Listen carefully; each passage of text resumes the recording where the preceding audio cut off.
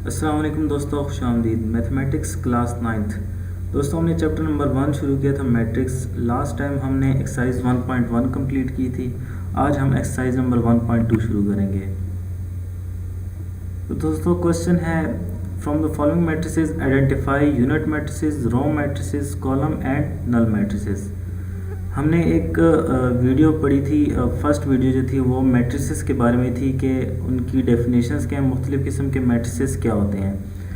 तो अगर आपने वो वीडियो नहीं देखी तो पहले वो देख लें ताकि आपको पता लग जाए कि रो मैट्रिक्स क्या होता है, यूनिट मैट्रिक्स क्या होता है, कॉलम यानी मुख्तलिफ जो हमारे पास मैट्रिसेस होते हैं उनकी डेफिनेशन क्या है, उनकी पहचान क्या है, तब जाके आप ये क्वेश्चन सॉल्व कर सकेंगे।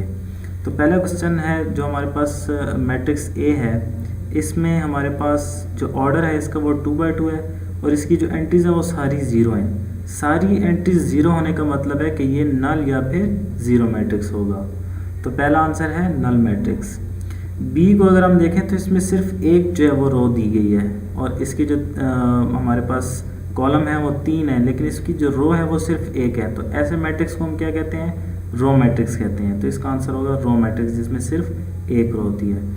फिर कॉलम, ये कॉलम मैट्रिक्स होगा क्योंकि इसमें सिर्फ एक कॉलम है। रोज़ इसमें 3 है लेकिन इसमें जो हमारे पास कॉलम है वो सिर्फ एक है। तो ऐसे मैट्रिक्स को जिसमें सिर्फ एक कॉलम हो तो उसको हम कॉलम मैट्रिक्स कहते हैं। नेक्स्ट हमारे पास डी जो है वो 2×2 ऑर्डर है, इसका 2 रोज़ हैं और 2 ही हमारे पास इसकी कॉलम्स हैं, लेकिन इसके डायगनल में हमारे पास 1 है और बाकी जो एंट्रीज हैं वो 0 हैं। तो ऐसे मैट्रिक्स को कि जिसमें डायगनल में हमारे पास 1 हो और बाकी एंट्रीज 0 तो उसको हम यूनिट या फिर आइडेंटिटी मैट्रिक्स कहते हैं। तो इसका आंसर क्या होगा? आइडेंटिटी या फिर यूनिट मैट्रिक्स। उसके बाद ई को भी देखें तो उसमें भी जो एंट्रीज है हमारे पास क्या है? 0। इसमें हमारे पास रो और कॉलम दोनों जो है वो एक एक ही हैं, लेकिन क्योंकि इसकी एंट्री 0 था इसको हम 0 या फिर नल मैट्रिक्स कहेंगे। फिर एफ में हमारे पास सिर्फ एक कॉलम है तो ये भी हमारे पास कॉलम मैट्रिक्स होगा। क्वेश्चन नंबर 2 है from the following matrices identify square, rectangular, row, column, identity matrix and null matrix. तो सेम उसी तरह का क्वेश्चन है लेकिन इसमें थोड़े और जो मैट्रिक्स आ गए हैं। इसमें हमारे पास रेक्टेंगुलर और स्क्वायर मैट्रिक्स भी आ गया है। तो पहला क्वेश्चन जो हमारे पास मैट्रिक्स पहला मैट्रिक्स जो है उसमें हमारे पास 3 हमारे पास जो है वो कॉलम्स हैं और 2 रोज़ हैं। तो इसके जो है वो हमारे पास रोज़ और कॉलम इक्वल नहीं है, तो ये क्या होगा? रेक्टेंगुलर मैट्रिक्स होगा। उसके बाद नेक्स्ट हमारे पास इसमें 3 रोज़ हैं लेकिन एक कॉलम है, तो एक कॉलम से हमें पता लगेगा कि ये क्या है?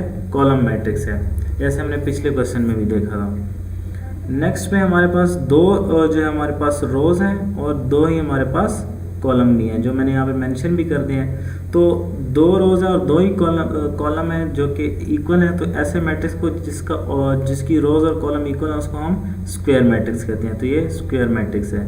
नेक्स्ट में हमारे पास 2 रोज़ और 2 कॉलम है, लेकिन क्योंकि इसकी जो एंट्रीज हैं वो थोड़ी स्पेशल है, मतलब डायगोनल में हमारे पास 1 है और बाकी एंट्रीज 0 है। तो हमने पिछले क्वेश्चन में भी देखा था ऐसे मैट्रिक्स को हम आइडेंटिटी या फिर यूनिट मैट्रिक्स कहते हैं। क्वेश्चन 5 जो है हमारे पास 2 कॉलम्स हैं और 3 हमारे पास रोज़ हैं। तो रोज़ और कॉलम इक्वल नहीं है तो ये हमारे पास रेक्टेंगुलर मैट्रिक्स होगा। क्वेश्चन नंबर 2 का ही पार्ट 6 है।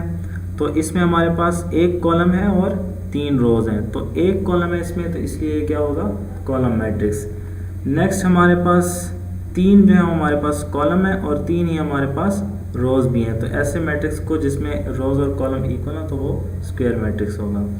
नेक्स्ट में हमारे पास सारी एंट्रीज 0 है तो ये फिर 0 और नल मैट्रिक्स होगा। क्वेश्चन नंबर 3 है from the following matrices identify diagonal, scalar and unit matrices. Same question है लेकिन जो हमारे पास मैट्रिसेस हैं वो क्या होंगे? या फिर डायगोनल होंगे, स्केलर होंगे या फिर आइडेंटिटी या यूनिट होंगे।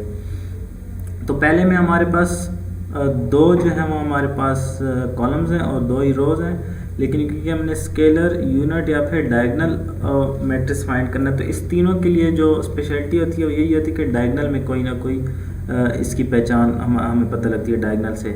जैसे इस क्वेश्चन में हमारे पास डायगोनल में हमारे पास 4 4 है, यानी सेम हमारे पास नंबर है और बाकी 0 है। तो ऐसे मैट्रिक्स को जिसमें डायगोनल में सेम नंबर और बाकी एंट्रीज जो 0, उसको हम स्केलर मैट्रिक्स कहते हैं। तो ये क्या होगा, स्केलर मैट्रिक्स। नेक्स्ट में हमारे पास डायगोनल में डिफरेंट नंबर्स हैं और बाकी जो एंट्रीज हैं वो 0 हैं। तो ऐसा मैट्रिक्स जिसमें कम से कम एक मैट्रिक्स एक डायगोनल में एक जो है हमारे पास एलिमेंट 0 ना हो, और या फिर डिफरेंट उसमें डायगोनल में नंबर्स हों, एंट्रीज हों और बाकी एंट्रीज जो 0 हो, तो उसको हम डायगोनल मैट्रिक्स कहते हैं। एटलीस्ट एक जो है वो डायगोनल में ऐसा एलिमेंट होना चाहिए जो 0 ना हो। नेक्स्ट फिर हमारे पास ये डायगोनल में 1 1 है और बाकी एंट्रीज 0 है, तो ये क्या होगा, आइडेंटिटी मैट्रिक्स। उसके बाद नेक्स्ट में हमारे पास डायगोनल में 3 और 0 है, बाकी एंट्रीज 0 है। तो ऐसे मैट्रिक्स को मैंने पहले भी आपको इस क्वेश्चन में भी बताया कि डायगोनल में एटलीस्ट एक एलिमेंट ऐसा होना चाहिए जो 0 ना हो। तो 3 हमारे पास 0 नहीं है, तो ये क्या होगा, डायगोनल मैट्रिक्स। नेक्स्ट 5 - 3 2 होता है और 1 + 1 भी 2 होता है। तो ये सेम नंबर बन जाएंगे, सेम एंट्रीज बन जाएंगी डायगोनल में।